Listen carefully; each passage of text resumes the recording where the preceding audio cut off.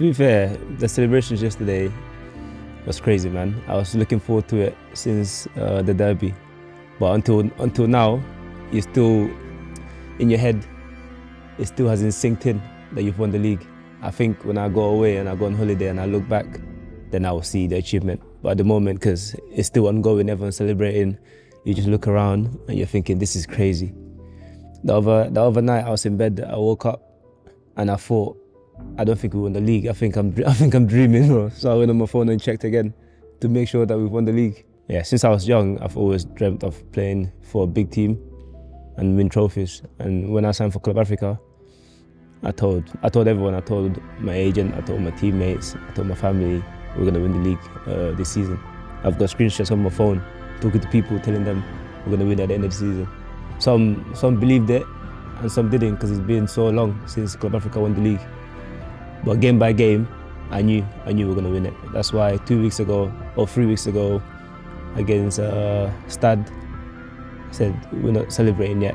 We'll celebrate at the end, because I know at the end we're gonna win it. I knew if we win the league, the story would be different.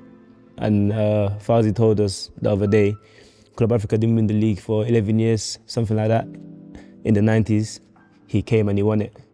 And then this time, it's been 11 years, and he came. So of course, we're gonna win it, and we did. To be fair, I chose Club Africa straight away. I had other offers in England, but my career in England got to a point where it was just like this. And then the big man behind you there, Malik, he got in contact with me and told me about Club Africa, and then I started doing my research on the club, and I saw with the club's history, the club's always struggled and then come up. And obviously in my career, I've had to work from the low leagues and work my way up. So my personal journey and the club kind of aligns. And I got to a point in my career, I want to make a story. I don't just want to go to a team and just play for the sake of playing, because I can stay in England and play football and earn money. A little bit. I heard about the crisis, but at the end of the day, I think what we can achieve going forward is greater than what's happened in the past. I mean, in not just in football, in life, everyone's got a past when things happen, but you can make the future bright. I mean, and with the club right now, everyone's looking to the future, and you see more success. I'm not going to look back to what happened 4 years ago. I want to focus on what's to come. It's different. In England, everyone's passionate about football. Everyone has a football team they support. But if you go watch a game in England, all the fans are relaxed. They'll sit down, they'll watch the game. If you score, they'll get up and clap. And then, but you come to Club Africa, as soon as I get to the airport, I see all that. I'm like, bro, what is this? And then you go play in Radis. I remember my first game, I think it was a draw at half-time. And I saw people throwing bottles, and I didn't get it. I was in the changing room, I was thinking, what did I get myself into? And I've never seen this before. But the passion here is people's lives. In England, everyone's got two lives. They have their job, their family, and then they'll go watch football in the weekend and enjoy it. In Tunisia, people talk about football 24 hours. Everyone talks about football. I wake up, I go downstairs to get bread and milk. Anyone I bump into is talking about football. In England, you can go anywhere you want in peace, and no one really cares. They only care when they come to the stadium to watch you on Saturday. So it's different. Here, people live football. Pressure is a privilege. If you're in a stage of your life where people putting pressure on you, it's because you're expected to achieve something. You know what I mean? In my life, in general, growing up, I've had to work my way up, league by league. And every league I go to, people, agents, managers will tell me, you've never played this level before. We don't think you can do it. And I like when people say that, because now I'll show you that I can do it. And I like going to games. When I walk into the stadium, I want people to think, big game, can he do it? Because I'll show you that I can do it. You know what I mean? So I think pressure is a privilege. If people put pressure on you, be happy about it. I enjoy it. I'd rather go to a game with pressure than go to a game where people expect me to win. When I walk in a game against a team that you expect me to beat, I might be comfortable. When I walk into a game and you don't expect me to win, then I'll show you that I win. He's a special guy. He's a special character. Outside of football, he's the best. He's the nicest person. When you see him in the training ground, in the hotels, in the change room, you can speak to him like a dad. When you're on the pitch in training, it's a complete different person. And when I first came, I've had managers before that shout at you, but I've never had a manager that shout at everything you do. You know what I mean? You shoot, you say, what you doing? But when I'm in the game, I don't really understand what he's saying. When he shouts at me, I know he's angry, but I don't know what he's saying. And again, I just take myself back. If Fawzi shouts at me for doing something, I understand it. At half time, he will give me the information. But while I'm on the pitch, I just stay calm and just play. Half time, we'll talk, and then I'll come out in the second half and I'll try to do what he wants me to do. I've got Fahad, Miss Mary, that translates to me because he speaks very good English. So some things that Fawzi says, with the way he says it, I don't really want to know. So I tell Fahad, nah, don't tell me this one because I know it's nothing good. But yeah, he's the best guy. He's the best guy. One of the top best coaches I've ever worked with. I've worked with coaches in England that achieve stuff in their own way, but Fawzi is different. To be fair, if Radis was in England, it would be top.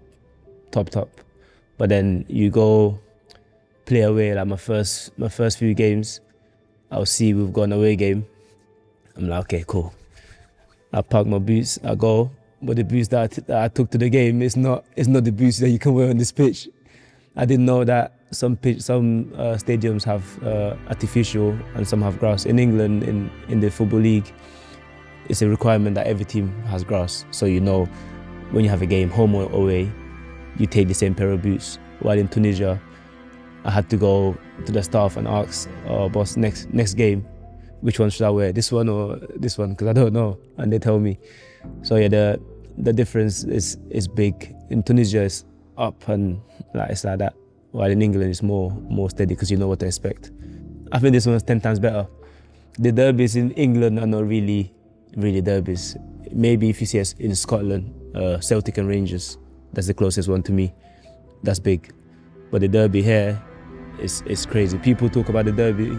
I see people in shops 2 months before the derby. Saido, derby. I'm like, bro, we have like 5 games before the derby, and you're telling me to focus on the game that's coming in 2 months.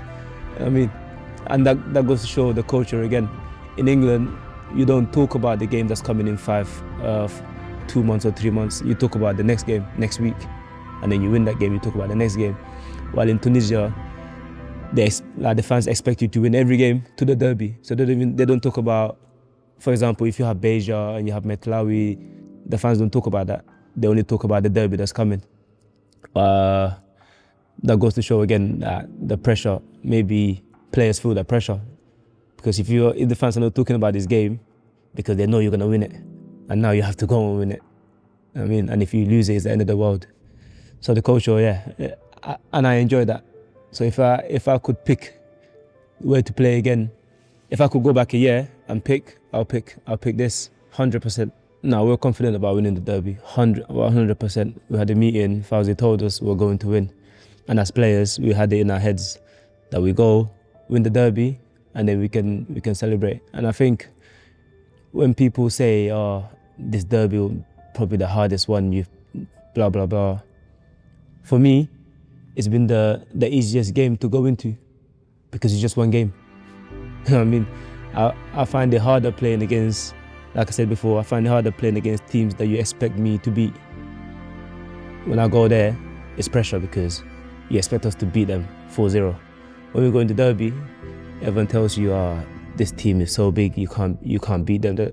That's the most beautiful thing you can tell me. Tell me that you can't do this, because then we'll go and do it. And we just showed everyone that we can do it, and we've done it. And what's to say it's the last one? It's not. I mean, every season there's 2 derbies, right? Why can't you go and win both derbies?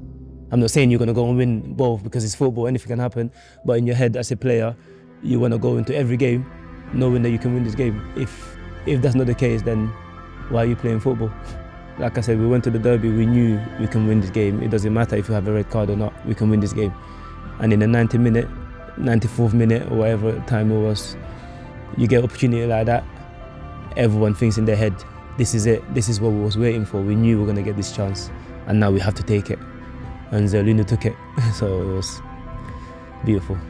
To be fair, when the ball went to Zerluni, I knew he would score, because everyone loves Zerluni. Everyone knows he's a bit crazy with but he's a very clinical player. He's a very top guy, top person.